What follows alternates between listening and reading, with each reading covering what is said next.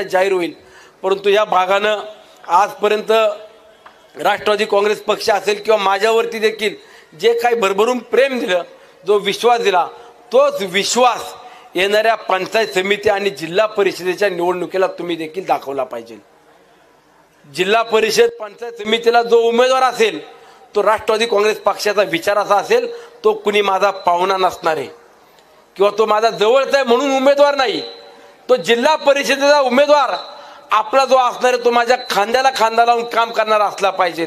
तो अधिक माझ्यापेक्षा पळून आपल्या गणामध्ये आपल्या गटामध्ये निधी कसा आणता येईल, आपले प्रश्न कसे सोडवता येईल, अशा पद्धतीचे उमेदवार भाऊ तुम्ही सगळ्या मंडळींनी बसून मला लवकरात लवकर नावं द्या, त्याचे देखील आपण जाहीर घोषणा करू आणि तेही उमेदवार आपले दारोदार जाऊन प्रत्येकाची भेटगाठी घेतील, त्यांच्याशी संवाद साधतील।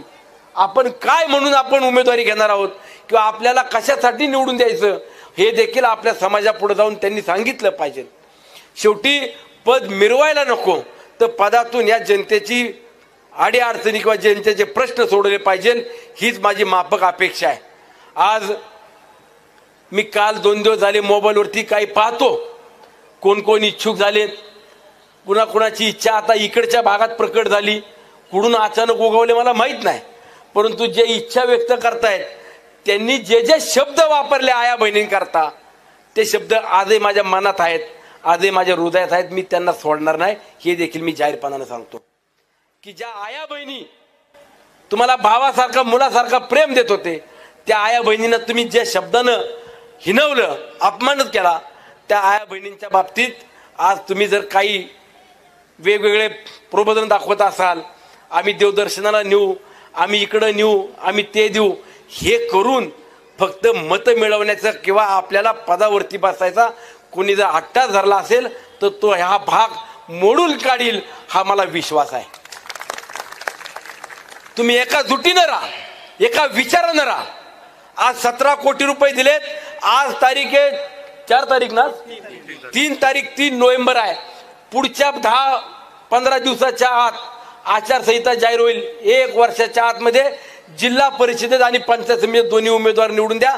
1 वर्षाच्या आत पहिले तुम्हाला 10 कोटी रुपये या गटामध्ये जाहीर करतो आणि 4 वर्षात पुढच्या राहिले 3 वर्षा काळामध्ये 50 कोटी रुपयाचा निधी तुमच्या भागाला दिला नाही तर मी देखील इकडे परत मतं मागाय सुद्धा येणार नाही। निधी दाखवतो देऊन। शेवटी मला माहिती आहे माझी लोक मला कसल्या अपेक्षेने मतदान करतात।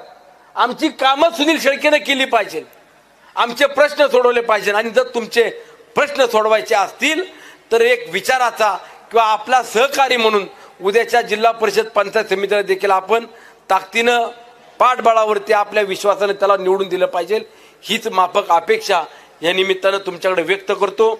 अधिकचा वेळ न घे। देश विदेशातील प्रत्येक घडामोडींचे लाईव्ह अपडेट मिळवण्यासाठी आता साम टीव्हीच्या सर्व सोशल मीडिया प्लॅटफॉर्मला लाईक, फॉलो आणि सबस्क्राईब करा। तसंच सर्व नोटिफिकेशनसाठी बेल आयकॉन प्रेस करायला विसरू नका।